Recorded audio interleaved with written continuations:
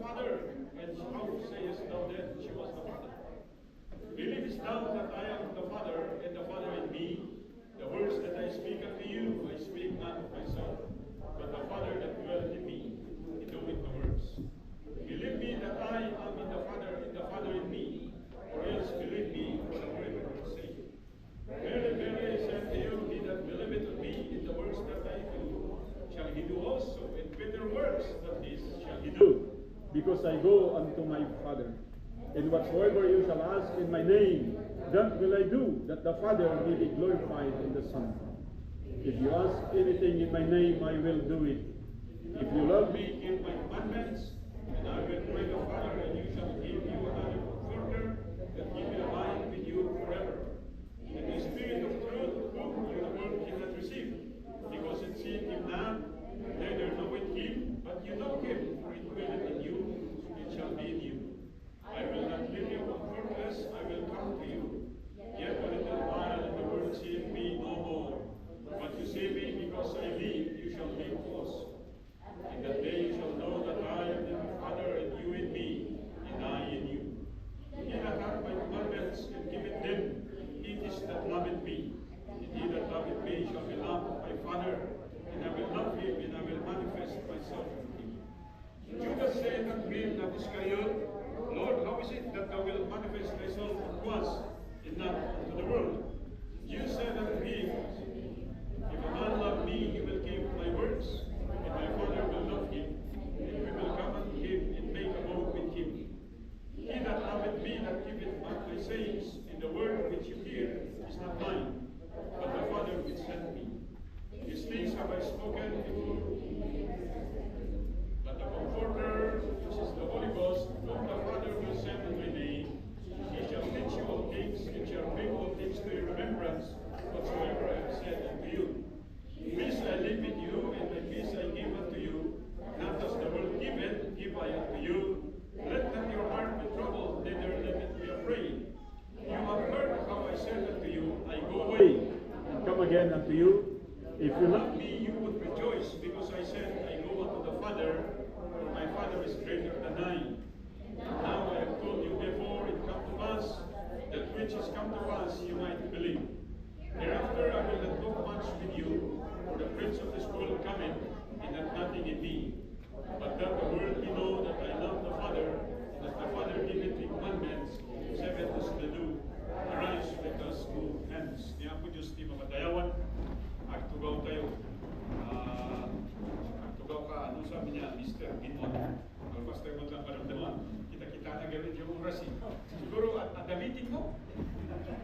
Damitin mo, Mr. Binmon? Awan gayap siya, tugaw kang gusto. Tugaw kang gusto. Kanakas na ta. Masumakit jay likod mo.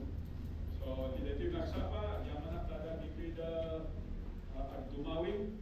Kapinano yun nila kay George. Duluyo. Ni Attorney George, he's my friend. Bagas to Pinyana, yaman ang tayo, bawal mo dali kakana kami ito the bride of Lubu. Alani Taludan. So, tatakat adala ito yung tema tayo tatangag sapa, though there are many words mentioned here.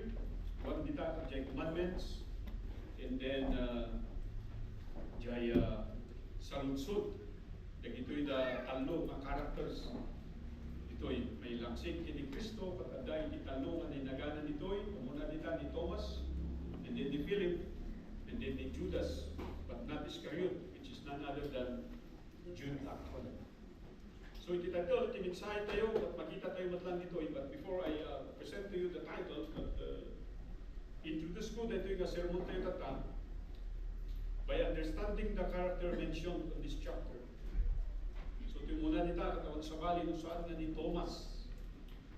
Ni Thomas, katawan sa bali no saan nga may sa kadagyadan disipulo ni Kristo, or one of the 12 apostles, often called as Didymus, or he is often called as the doubter.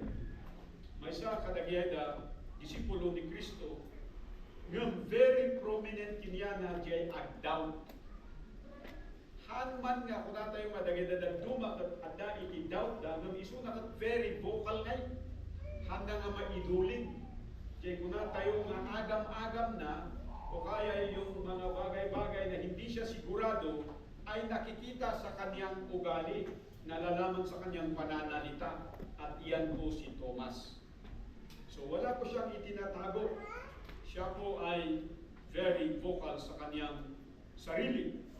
Ang pangalawa ay walang iba kundi si Philip, one of the apostles also, and wala pong ibang na-mention patungkol kay Philip, maliban lang dito sa chapter 14 ng book of John. One of the apostles who is from Bethsaida, he is actually one who invited Nathanael to follow the Messiah. So kung mayroong magandang balita patungkol kay Philip, siya po ay isang soul winner or marunong po siyang mag-imbita. Kasi naimbita niya si Nathanael. Sabi ko rito, nothing is mentioned about his former life, but many believe that he is one of the close disciple of John the Baptist. So wala na pong ibang description patungkol sa kanyang sinaunang buhay, maliban sa siya po ay isa sa mga pinaka close na disipulo ni John the Baptist, which is now become the disciple of the Lord Jesus Christ. So dalawa po yan. At ngayon itong pangatlo ay si Judas, not Iscariot. Binigyan tayo ng classification dito or qualification na hindi po siya si Iscariot. Kasi si Iscariot, siya po si Judas yung nagkanulo kay Kristo. Amen? Sabi sa verse 22, Judas said unto him, not Iscariot. So in the footnote sa aking Bible, is probably Judas, the brother of James, mentioned in Luke verse 16 of chapter 6 and in Acts verse 13 of chapter 1, the half-brother of Jesus. So sabi ko rito, he's often called Judas, pero marami pong Judas sa Biblia. No, sa atin ngayon walang Judas sa church, pero maraming nagiging Judas sa kanilang patutuong buhay. So sabi ko rito, if we are to focus on their statements and questions, we will find out that often, tingnan niyo ito, itong si Thomas, itong si Philip, at itong si Jude, kung pag-aralan natin yung gospel, hindi sila kasing madaldal at kasing close na katulad ni na Peter, James, and John, right? Right? Pero makikita natin that they are the silent type. Sila po yung mga silent type. Pero may maganda po sa kanila. Often the silent people have the brightest of questions. Yung mga tahimik, nag-observe lang, sila yung tumitingin. At makikita natin dito sa chapter 14, yung tindi ng kanilang mga katanungan. Kasi sabi ni Thomas, Lord, we know not whither thou goest. How can we know the way? They have been with the Lord Jesus Christ for almost 3.5 years. Pero sa kanilang pagsasama, sa mga pananalita at pagtuturo ng Panginoong Kristo sa kanila, makikita natin dito na hindi lahat ay nasasagap nila at nalalaman nila. Kaya nga sila ay nagtanong. So sabi ko rito, this is why the title of our sermon is The Right to Know, or the right knowledge. Or in other words, know and grow goes together. Knowing leads to growing, but it takes to be the right information, with the right teacher, with the right teaching. Both dapat yan pari-parihas. So according to the narratives of this chapter, know or knowledge is critical to growth. Not only critical to growth, but critical to fruitfulness and productivity. Mawatan tayo diyan? No usto dyan panakaamong, usto dyan ikastam na mag-i-apply. Duduluin ka man siya. Mayarig dito iti may nga gardiniro. No stuti kastam nga maisgana jay ground. Sigurado nga mayan iti panagdakkel jay maibula. And then no applyan pa lang nagituida iti kunata yung fertilizer talaga nga maiwanan. Only a farmer with the right knowledge and with the right information and the right application will expect a right harvest. Hello? Yung kaduan ka na tayo, hanga kasi dyan eh. Nanggap tayo lahat, kung na tayo nga mo tayo. Kadamdamagan tayo kakana ka, kung pagkakinyala. Kasano yung naadal nga nag-garden? Gardinero ni Amada. At kung nandiyan may isang hindi nang asawa at kaisinas lang, si amami ganda kami. Di once nga nang asawa at kung na ay pumanaw ka to yun, kagbalay dyan, then kagardino dyan, gardin tayo dyan. Kunada kinya na, dyan ay siksik kami, di balay na dyan abatan. So kasano may nga naadal, bulak-bulak ka man din eh, kung talaga di nga nag-tuition piyak, kung na. So he learned by experience. Nagrigat to kasi ngayon nga adala karon dagay da magisurukin ka kung ano nga adalan dugtong tugayang iti bundaway nga mapadas mo tayo. So kamayatan di adalo mo taore man saan mo nga may apply dugtong titual daw nga i-apply mo kat amo. Isu mo dito iti kung kunatayo nga masabol nga amo tayo. So nga iti may sa farmer which is actually kita yung nagatuta tayo di professionals that are going back to farming.Ag-retire na katawan sa bali nga pagpananda, nohan ng farming. Apay ayaw makikita na iti klase iti makatata, di kung kunagtata, at saan mo nga mapagtalkan. Masapol nga sigamit lang iti mag-imula, iti ganun. Another example tayo kat iti may nga miniro.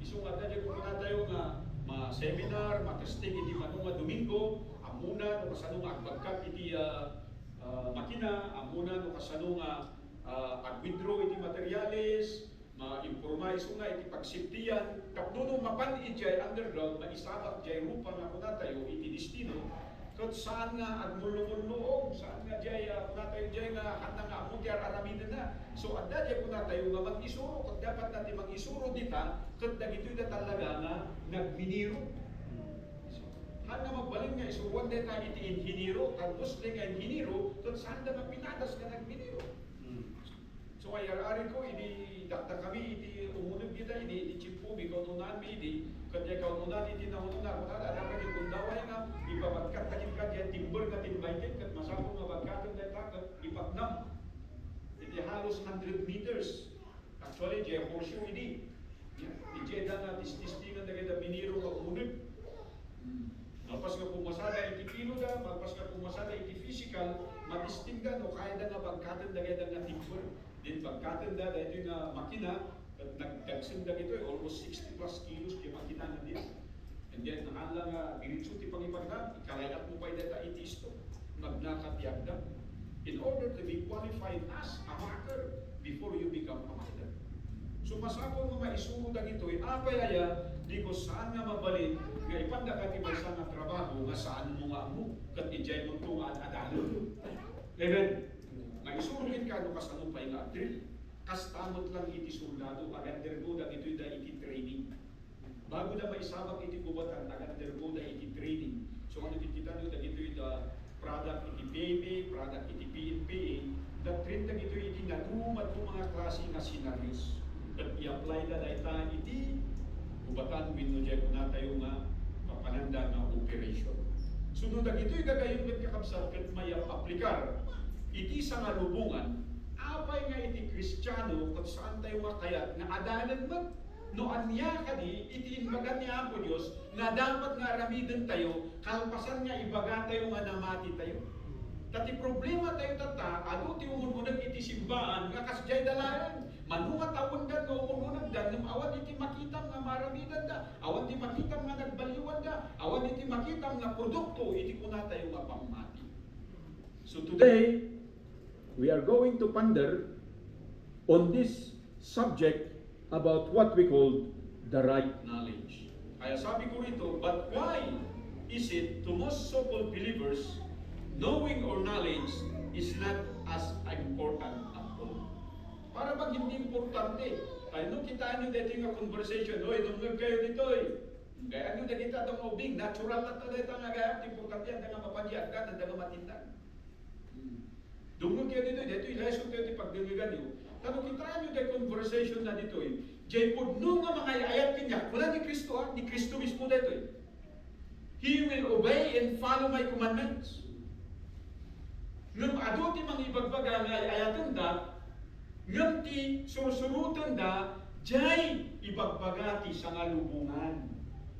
So dagito'y dati impormasyon nga masapol nga mamuan kayo because God did not only save us, He wants us to know Him and to be close to Him. Ti saludsud tata, do you really know God in your life? You see? And how I wish we can answer that question before we close this message. Kaya sabi ko sa inyo dito, Jesus responded to His disciples' questions that those who believe will see the Father. May sa iti kunana, siya sino man iti mamati, kat makita na nga talaga iti Diyos Ama. And as ipipresent na dagito'y na sumbat iti saludsod ni Thomas, nagsaludsod manan ni Philip, unan ni Philip, say it unto him, Lord, show us the Father, and it sufficed us. Ipakita kada kami iti Diyos Ama, tapno magnet kami. Sufficed us means magnet, or kaya para wala na kaming masabi, para wala na kaming tanungin, ipakita mo. Pero anong sabi ng Panginoon? Have I not been so long time with you, and yet hast thou not known me, Philip? He that hath seen me, hath seen the Father. So ito yung mga bagay-bagay na even these people had been with the Lord Jesus Christ for 3 years or more, yet they cannot see what really God the Father is in their lives. And also, hindi pa rin nila makita kung sino talaga si Kristo ba sa kanilang buhay, because they only perceive Him as what? As a rabbi or a teacher. Mahirap nilang ma-accept na siya pala ang gagasan. Kasi sa puntong ito ng Scripture in the Gospel of John, Christ was not yet crucified. So sa mga galing na sila sa sinagogue, galing sila sa kanilang iba-ibang simbahan, at pananampalataya, kahit nung makita nila ay may sala na teacher na ito. Kung nakitaan niyo kung nagmamayag iti arguments nito. At dalang ti upat nga puntos nga kaya kung maibigay, hopefully I can be able to complete this message in just 30 minutes. Tapno mapatgan dya request ni Mr. Binwak. Handa natin magdala ito, hindi ko tayo mag-try ti Fugaw. Sabi siya nga tayo Fugaw na ito yung Binwak. Yan. So umuna, nga ginadaw ni Kristo kat believe, the word believe. It's actually the word faith. The right faith. In order for you to have the right knowledge, to obtain the right growth and the right faithfulness, you must have the right faith. Gusto ka DJ pamati nga dakin ka. Isu makabilin-bilinan tayo dito yung simbaan, saan tayo nga i-modify dyan gospel, saan tayo nga i-shalo dyan gospel. Let the gospel be presented as it is. Amen. Hindi dahil sa gusto nating punuin yung church natin ng maraming tao, ay ibahin natin yung gospel o kaya salita ng Diyos. Hindi po. Even though ma-feel natin ito ng napakaraming tao, pag we are teaching and presenting the wrong information, God will judge this church and even curse this church. Kaya sabi ko rito, faith is the initial step in following and knowing our Messiah or Savior. We need to realize that these disciples were product of their synagogue, as I mentioned to you a while ago. Kaya yung pananampalataya na nakagisnan nila nung sila ay nasa sinagogue dala-dala nila yan nung sila po ay kinuha ng Panginoong Kristo bilang kanilang mga disciples o kaya mga students. Kaya sa kanilang mga katanungan, maganda nga ito, nagtatanong sila eh. Because even us, we can ask these questions also. Tama po ba? Ang problema lang kasi, ang maganda sa atin, we have now the Bible. Sa chinpo nila, wala po silang Bible ha. Ang nasa kanila lang yung mga prophetic words ng mga prophets noon eh. See? So, ngayon, alam na natin na yung tinutukoy nila dito, walang iba kundi ang Savior talaga. But during the time na hindi pa siya patay, pagtingin nila kay Kristo, mga teacher lang ito, katulad din ng mga teacher namin sa synagogue. Kaya makinig kayo dito. Sabi ko rito, pananampalataya ay kailangan. Kasi sabi niya, sabi ng Panginoong Kristo, tingnan niyo ito. Thomas said unto him, Lord, we know not whither thou goest, and how can we know the way? Ngayon, ang response ng Panginoong Kristo is purely, it is a matter of faith. I am the way, the truth, and the life. No man cometh unto the Father, but by me. That is a very exclusive and very, sinasabi natin dito, very firm statement. Hindi nagpaligoy-ligoy ang Panginoong Kristo. Sabi niya, ako ang daan. Ako ang katotohanan. Ano pang sabi niya? Ako ang buhay. At dapat malaman natin na yung buhay mo at buhay ko ay pag-aari ng Diyos. Ito ay bigay ng Diyos. Anytime pwede niyang kunin. Pero ano ba ang nangyari sa buhay na ito? Habang tayo nabubuhay dito sa balat ng lupa, naubos na lang ba sa paghahanap ng pera? Oh. Naubos na lang ba sa pag-aalaga ng mga anak natin? Naubos lang ba sa pag-aaral? Naubos lang ba sa pagtatrabaho? Naubos lang ba sa pagtatanim? Alam niyo ba, lahat ng mga ito, ginagawa ng mga disipulo ng Panginoong Kristo. Ginagawa ng mga Hudyo. Hindi ibig sabihin yan na nung sila sumampalataya, iniwanan nila yung kanilang taniman. Iniwanan nila yung kanilang mga sheep. Iniwanan nila. Hindi. Sa Old Testament, it is part of their life. At sa kanilang pagtatanim, kasama na ang Panginoong Kristo. Kaya kung titingnan nyo, anong sabi niya? Umalis kayo dyan sa Egypt at pupunta kayo doon sa kabundukan kung saan bibigyan ko kayo ng tubig. Kasi umasa sila sa irigasyon ng langit. At kailangan manampalataya sila sa sinabi. Sumampalataya sila at maniwala sila na totoo yung sinabi ng Diyos na mayroon talagang tubig doon sa bundok at mabubuhay yung kanilang mga alaga. Amen! Na magkakaroon sila ng tirahan at ibibigay ng Diyos yung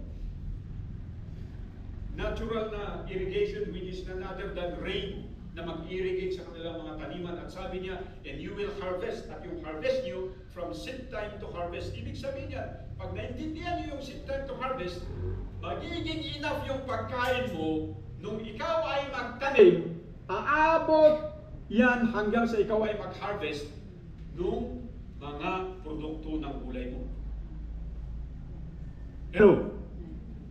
Hindi katulad ngayon na nawawalan, nababakantihan ka. Bakit? Kasi hindi natin kasama ang Diyos.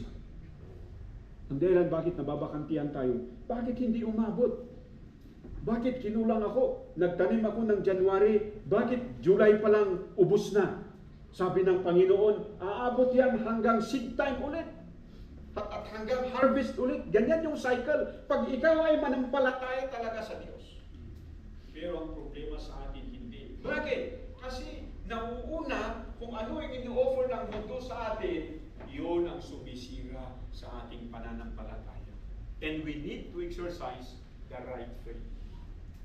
Hello? Tamang pananampalataya. Hindi yung pananampalataya na according sa ibang tao.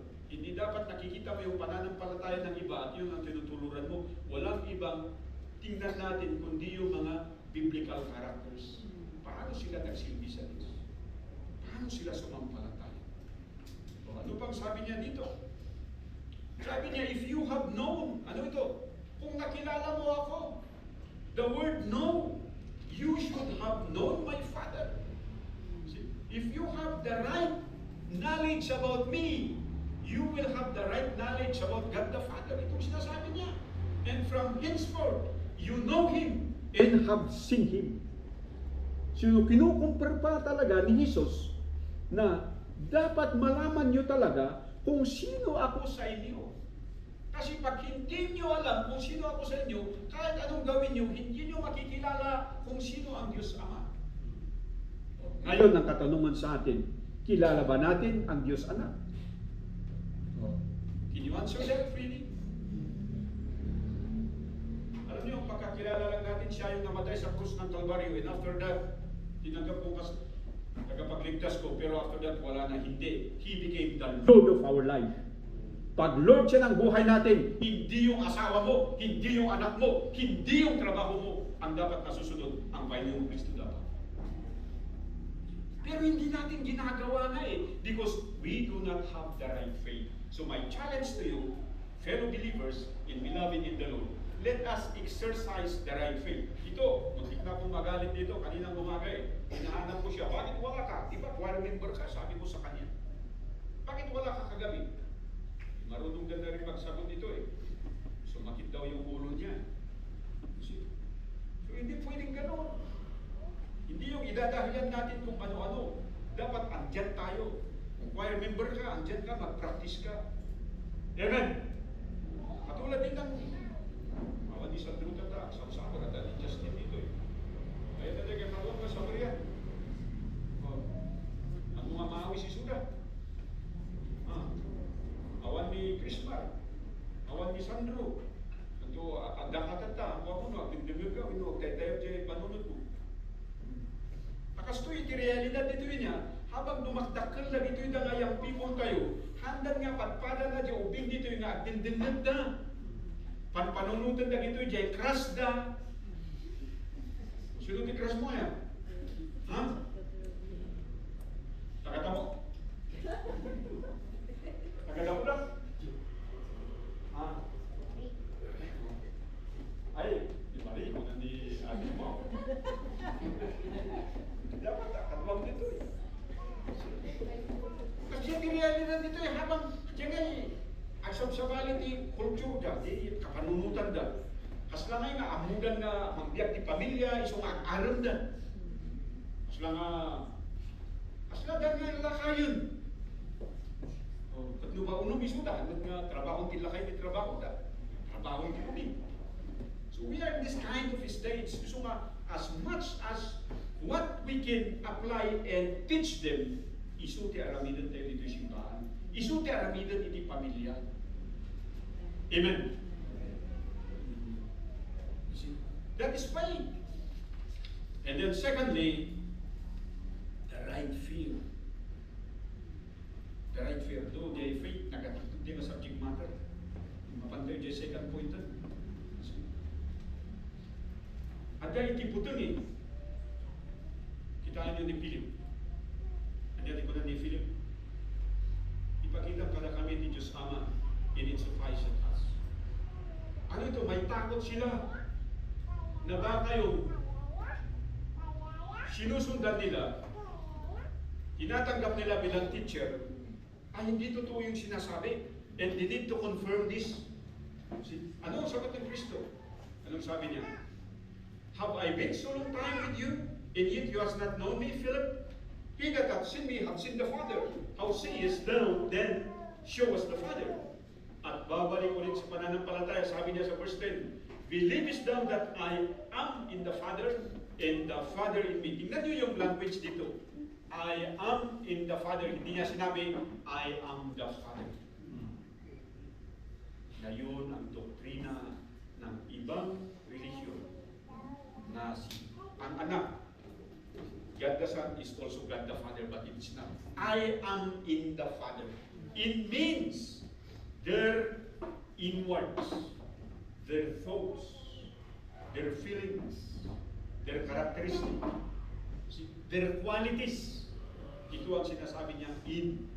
Ay sabi dito, the words that I speak unto you, I speak not of myself, but the Father that dwelleth in me. Pag sinasabi niya, kaya ginagamit ito ng mga NC para i-degrade si Kristo Pero anong nakikita natin dito?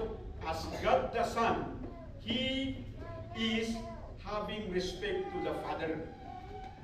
Nakita nyo? Hindi pwedeng maging equal yung son at yung father because that is relational. Okay? Yung pag-father yan, talagang nasa authority siya at yung anak ay sumusunod.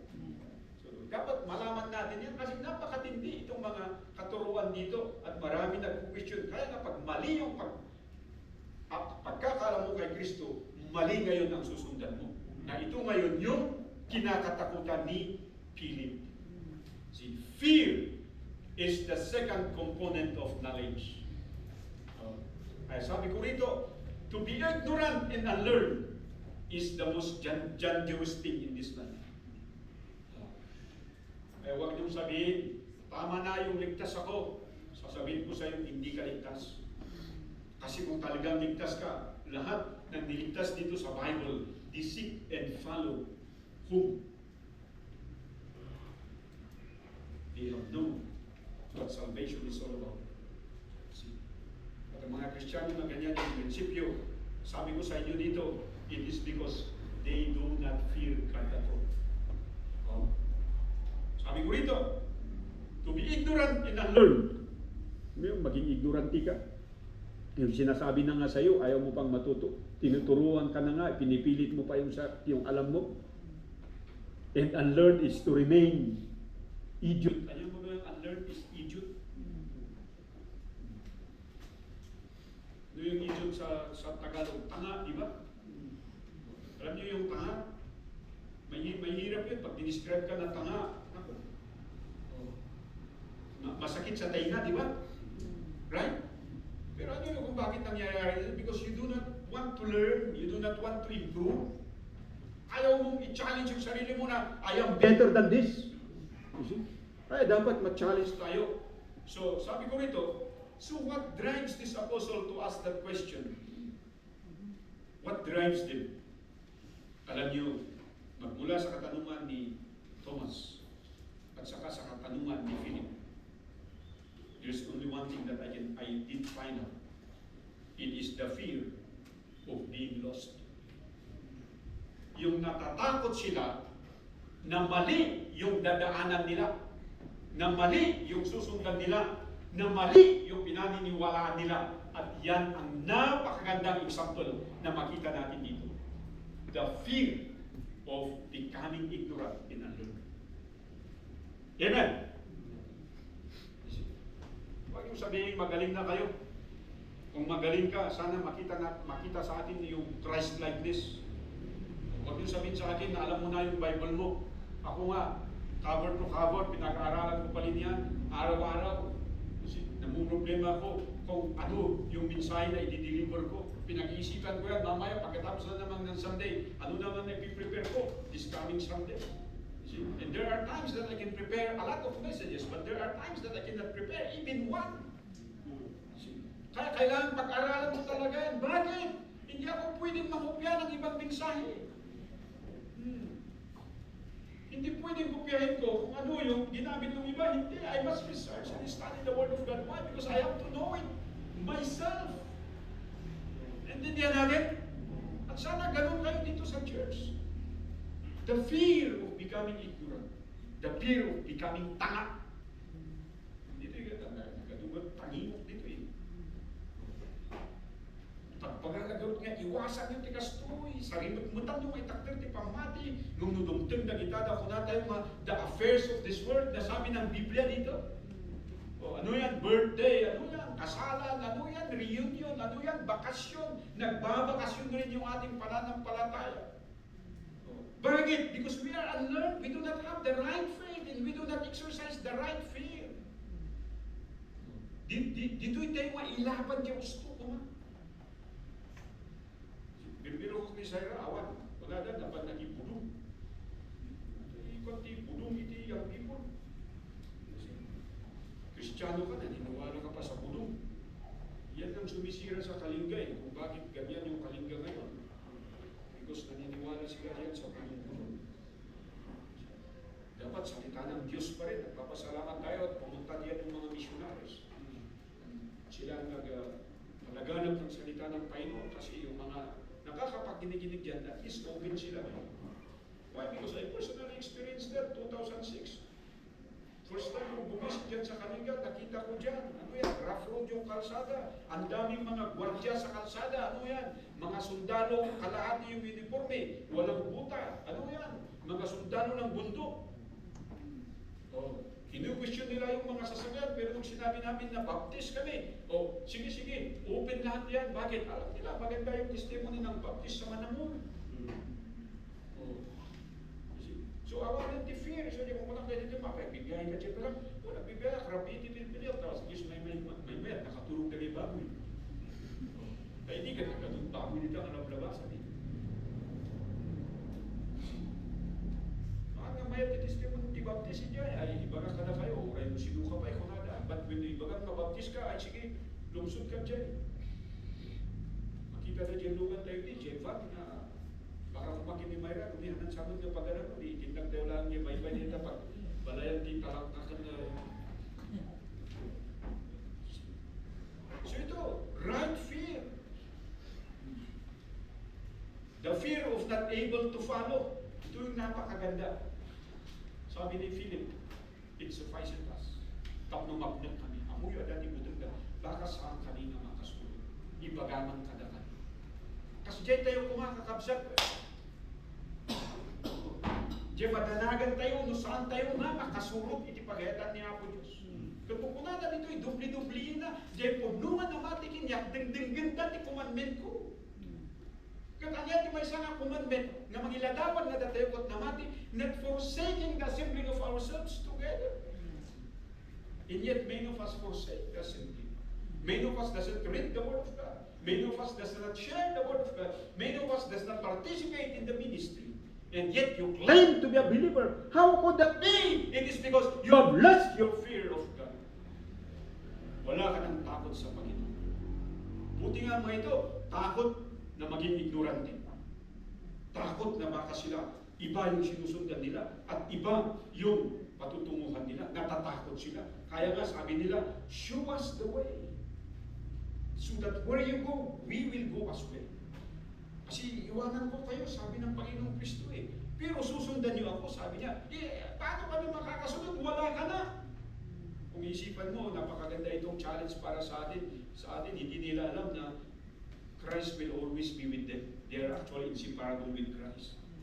Amen? Why? Because of the Holy Spirit, which will become their guide. And pangatlo, we must exercise the right faith, the right fear. Ito na.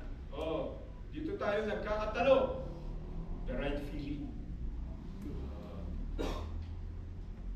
Church. Ay, nakailang, piling ko tatakot hindi nga. Piling ko tatakot na purisan kayo. Kaya ka nga na puris. Kung manurod lang siya, napuris ka po na.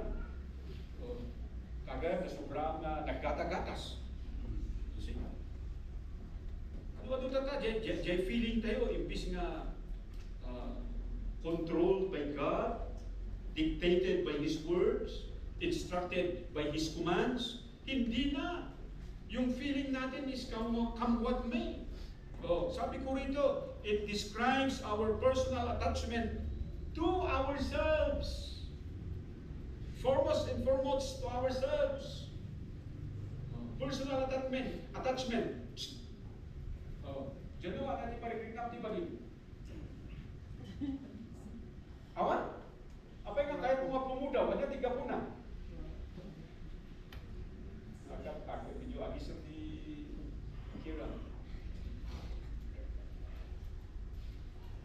Kami naman tikin na po naisip ka, you feel as if mababay ka, itsura ka, naisip ka siguro, hangunga mo, tinaduma ka, kaya dapat nga, balik nga kaslakin ka. Basta nakagwapo. Sige nga, hirap, kaya natin mariknam, di bagim. How do you feel about yourself? Huh? You feel... Sila mariknam? I feel good. Pagwadwa ka, nung lalaki ka? Ginawa ka nung lalaki ka? Among nung lalaki ka? Ada ka nung pag-practice. Nawalang, ha? Kung nung babae ka, ada ka lalaki pag-practice. At least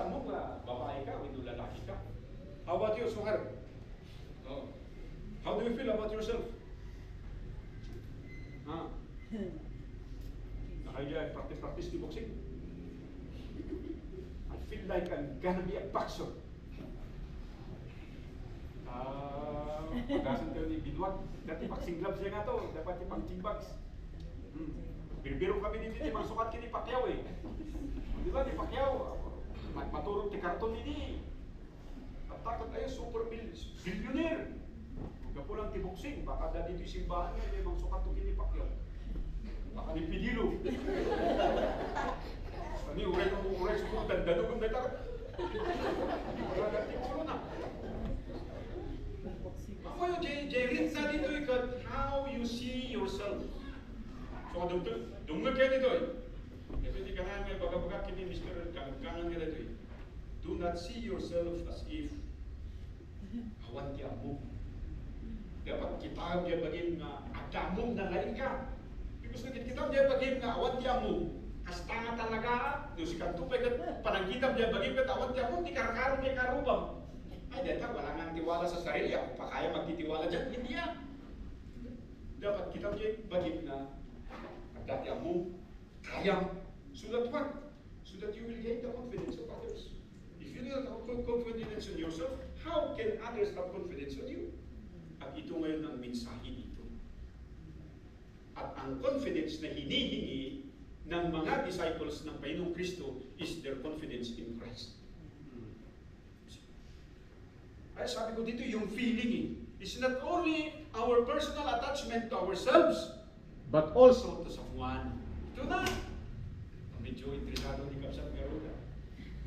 Hindi pa natin nakakatawa ito. Kung meron ng someone, wala pa. Special. Pag kasi ito, ang sinasabi rito is, it is the physical evidence of being alive, of being healthy, and being normal. Diyan nga, ada ti ritnam, ada ti senses mo. Hello? Kahit nga sa sinibiyag ka, iso ka nga mabalin dito yung ano, katawa tayo ko, nagtatalna ka. Kita nga katawa dyan. Mahirap maging ganun. You must be able to interact with people. And you must, how can this happen? You must have the right feeling. Kasi ang Panginoong Kristo, kung titingnan natin, di ba? Napagod din siya, nagutom din siya. Ano pa? Nanalangin din siya. Tinuruan niya mga disipulo niya kung paano manalangin. Tinuro niya kung paano gumamot. Kasi lahat ng mga bagay na ginagawa ng normal na human being, ginawa ng Panginoong Kristo. Pero ang matindi rito, yung feeling niya, hindi na naig. It is always in line with the Father. Di ba pagdating sa cross, anong sabi niya? If it is possible, amen! It is all total humanity. Nung mabalin ko hanakon nga may lansa niya cross, kung matayin nito yung cross. Yun ang sinabi niya doon sa Garden of Gethsemane. Kaya ang sabi niya, yung feeling niya is always in line with the Father. But it's not my will, but thy will be done. What a wonderful message for us. So gagayin din kami sa, let your feelings be in line with the feeling of God.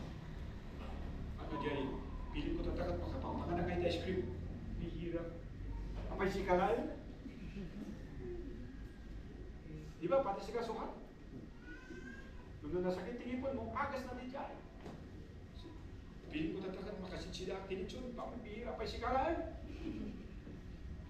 Problema ka taon, pagkatang ko. Nakatigyan mo. Drawing ka lang nun. So sabi ko rito, the fear is extremely necessary in our growth as a believer. To become faithful, kaya sabi ko rito, pag yung fear of God ay nawala na sa atin, everything break loose. Hindi ka na makontrol.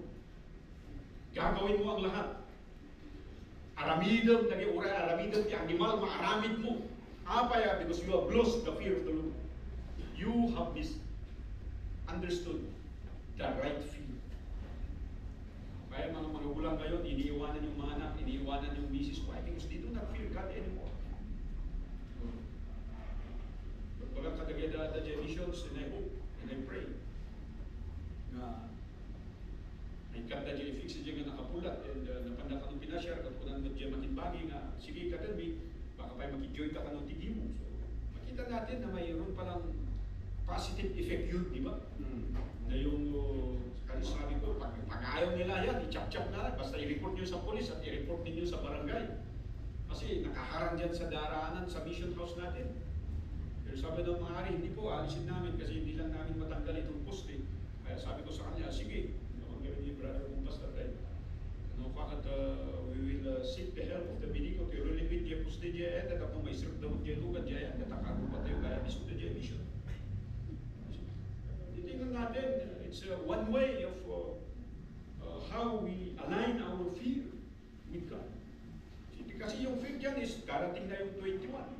Saan doon pa? Paano makakapasok yung sasakyan? Paano tayo makapagtrabaho? Amen? Yung naka-schedule na yun. Yung iba sa inyo, tuwang-tuwa, pambira sana hindi matanggal para hindi kami makabakasyon.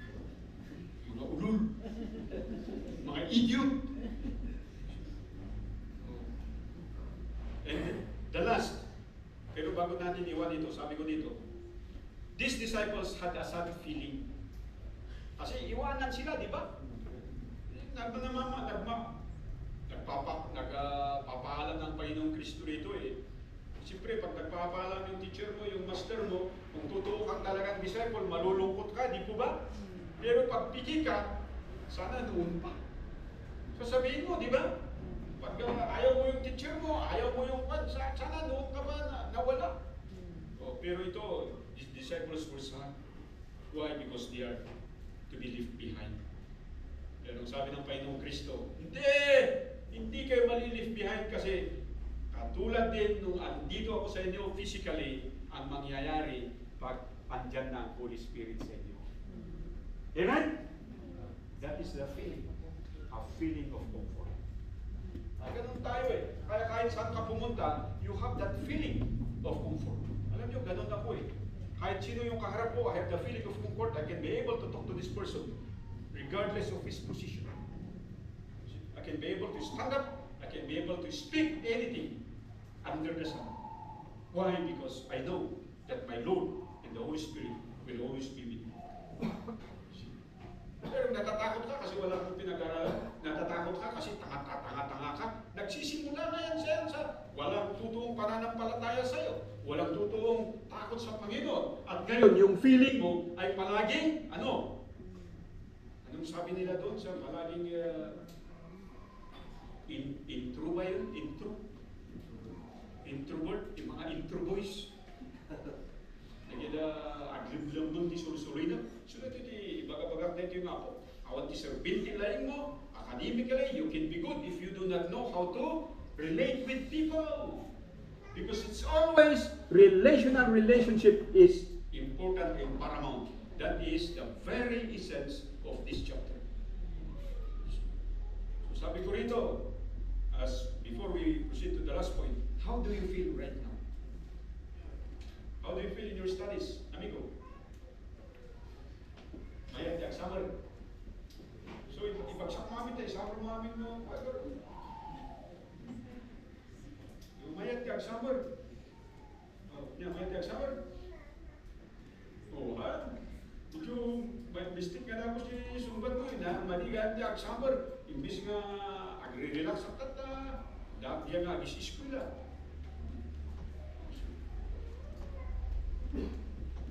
How do you feel about your work? How do you feel about your family? How do you feel about your business? How do you feel about your relationship? Nagtiriknam ka din. So, ibaga ka na kayo, no, dahil danag mo, andito yung kasagutan. There is a comforter sent by the Lord Jesus Christ. Is He ruling in your life? Or He is not ruling in your life? You see? And this, the last point is the last fellowship. The right fellowship. The right fellowship. As sinasabi ko palagi sa inyo, always exercise the right fellowship. the last foundation of knowledge and growth is right fellowship. Kanino mo inuubos yung oras mo? Kanino? Ako nandiyan kape. Kanino ka bumabangon? Kunuhuboy po yan, Lord, ito pambira. Ang titindi ng mga business people na ito. Kasi, kanino ka bumabangon? Dapat sa Nescafe, kunada eh. Pero hindi dapat bumabangon ka dahil kay Kristo. At matutulog ka dahil kay Kristo. Nabubuhay ka dahil kay Kristo. May pamilya ka dahil kay Kristo. Nag-aaral ka dahil kay Kristo. How can that happen in your life if you will just exercise the right fellowship? Pero kung gusto mong kasama palagi yung mga unbelievers, sasabihin ko sa iyo, pagbabasurahan nila yung tinga mo, pagbabasurahan nila yung utak mo, pagka-fellowship mo yung mga unbelievers, mga backsliders, pagka-fellowship mo yung mga taong sinasabi lang naniniwala sa Diyos, pero hindi. Sasabihin ko sa inyo, sooner or later, you will become like them. Why? Because that has been the case. And one of the classic illustration, Ayub mag-abalayan na hari sa Biblia. Si King Jehoshaphat. That King Jehoshaphat and King Ahab, diba? Oh, the one is evil and the one is good. But both of them joined together to fight. See? But God did not approve. Why? Because you cannot combine unbelieving conduct and believing conduct. Right fellowship is always priority with God. Sabi ko rito before we conclude. By biblical reference, those who had the longest fellowship with Christ or with God has the best growth and testimony. Tingnan niyo. How old was Abraham when he was called by God? He was 75, right? How old was he when he died? He was 175. So it means that he was with God for 100 years. He fellowship with God for 100 years. Even though yung answer ng kanyang panalangin, it took him 25 years before finally na-answeran na yung kanyang barren wife ay manganganak. It takes faith. It takes fear. It takes faith. But most importantly, the right fellowship. Ano sabi ng Panginoon sa kanya? Umalis ka diyan. Wala kang mapapala diyan sa mga kapamilya mo na puros pagano. Hindi naniniwala, iwanan mo sila. Yun ang sabi ng Panginoon. Pero karamihan sa atin dito, iniligtas ka nga ng Panginoon, gusto mo bang balikan yung mga paganistic attitude ng mga family natin. If you love your family so much, I'd rather have fellowship with God. Why? Because God will listen to my prayer and God will have mercy to my family. Kung totoo yung pananampalataya mo at yung feeling mo, ay totoo talaga. Sabi ko rito, this speaks about our ability to stay committed and determined to fulfill our duty as believers. It is fellowship. Fellowship always. Saya nga naman kini Sandro has been with the church for almost, I think, mag-isang buwan na sana pero biglang umalis. Nagalugamit, ipanunutan na ngayon. Ngayong bayad pa kami, diretso ipanunutan na ngayon, bigla na ba nag-iskwila o nawad dito, nawad di direction. Nawad di awan na ka mang remind kinyana, awan na ka mang bagbangon kinyana. So, mas kaya na siguro din dyan, kaya na lang natin bagina. So, nagligan ka rin yung kapsyan, kaluada ka nila, hindi na doon mga tatao, sa bali hindi ka katuwa, may influensyahan na. And I have pity with him. But how I wish makasubliso na as soon as possible time. Kasi, at dati tayo gagay naman nga balbalo kung kuna kinyana. So, nga ka man nandito sinmaya at siguro ti panunod mo buti karakteristik mo, nung nauma ka man kasi ka, nag-beat ka nga mauma kumana pa, piyon, nagpaiso. Diba kinyana, dapat dati anuskin ka, dati tarigagan mo ma-improve. Kakabubulak-bul na, naadal na ba nga ang building? Naadal na ba nga ang trabaho? Naadal na ba nga nga tiles, nadal na ba nga construction, nadal na ba nga may involved dito yung church. Wala eh. Madagaw, di kastada matatawa, tipiliin na ka dyan. Ano ba? But still, we're not giving up on Him. But this be your commitment to have the right fellowship. Amen! Right fellowship. And let us go back yung dalawang hari niya. Yung isa ay hari ng Israel, di ba? Supposedly, believer ang mga yan. Pero sabi ko nga sa inyo, yung wino-worship na, yung mga idols eh. Ibig sabihin, kumpara natin yung mga idols, yung kanilang sarili, yung wino-worship niya, yung kanyang trabaho, wino-worship niya, yung kanyang family, wino-worship niya, mga bagay-bagay na nakikita niya, maganda dito sa balat ng lupa. Pero hindi niya nakikita na iba pala yung kagustuhan ng Diyos. And God called him as a wicked king. And that is King Ahab, the husband of Jezebel. Right? Ngayon ito naman si Jehoshaphat, kasi nagkaibigan at nagkagustuhan yung kanilang mga anak at nag-asawa, hindi na niya nakita. Hindi na naging mahalaga. Nabalitan na yung fellowship niya sa Panginoon, sa fellowship niya sa kanyang abalayan. Ano ba yung abalayan sa Tagalog? Balay. Balay. So nanaig na yung pagiging makatao niya at makamundo. Alam niyo mga kaibigan, mga kapatid, bawat isa sa atin daraan sa ganyang experience. But this message remind you, my right fellowship is with the Lord, not with any man, especially with unbeliever and a backslidden person in heart. Amen. Shall we all stand up and let us pray. Four things to pray today. To have the right faith, the right fear, the right feeling, and the right fellowship.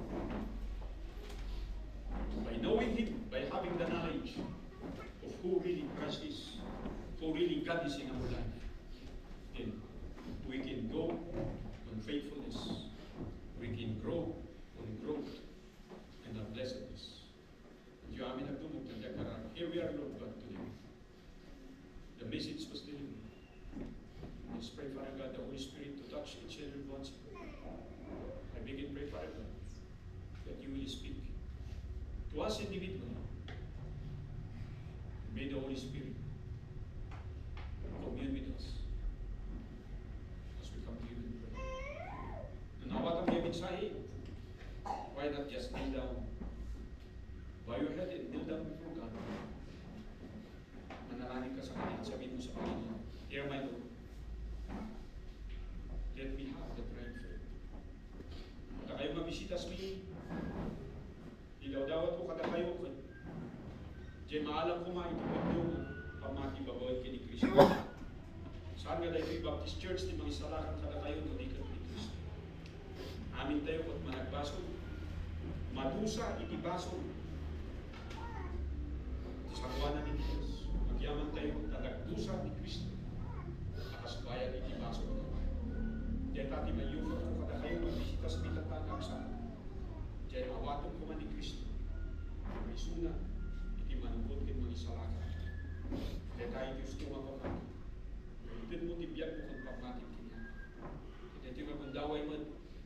Diyan tayo kung bibiyag tayo itibiyag na. Kadagdanagan tayo dito yung kauti dagano niya ti mapasaman. Why not exercise the right fear? Kung sa bali, talipayan tayo ti amin noon nga niya ito Diyos.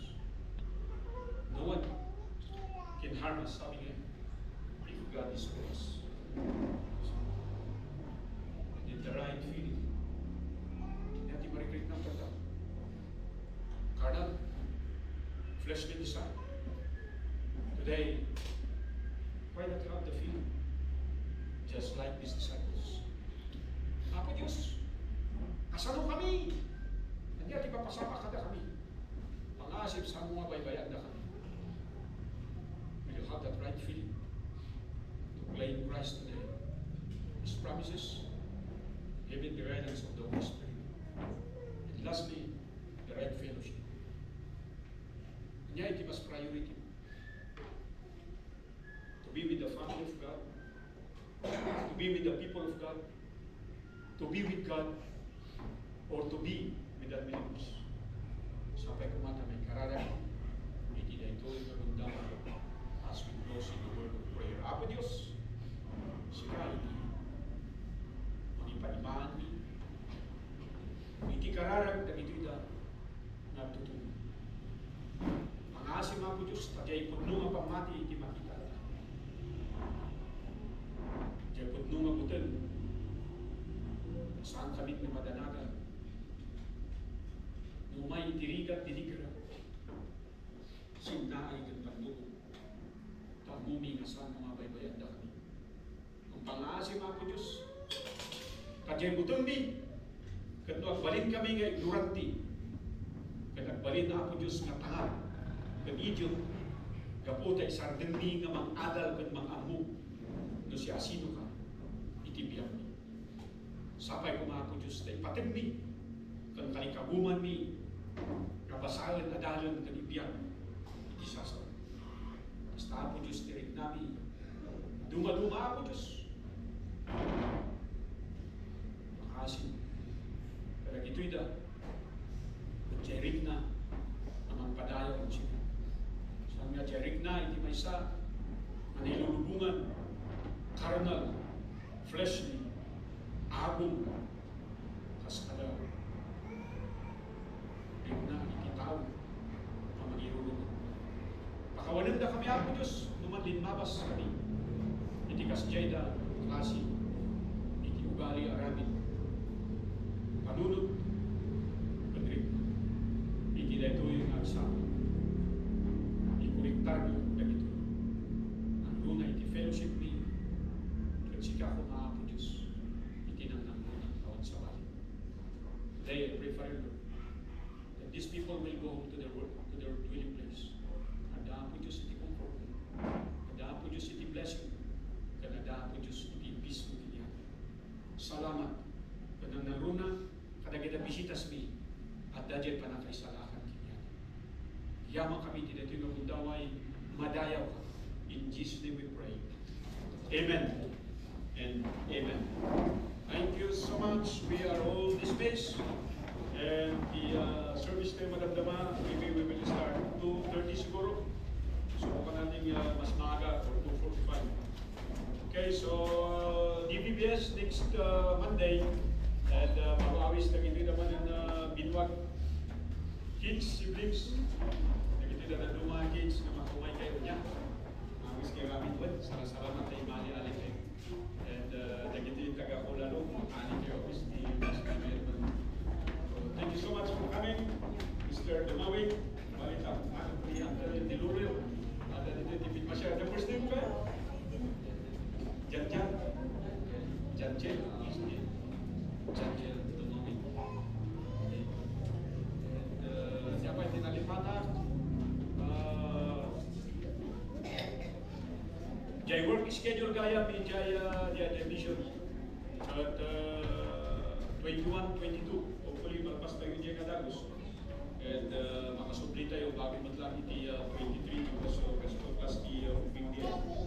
Kaya na yung people na makasuot, i-kuayo iti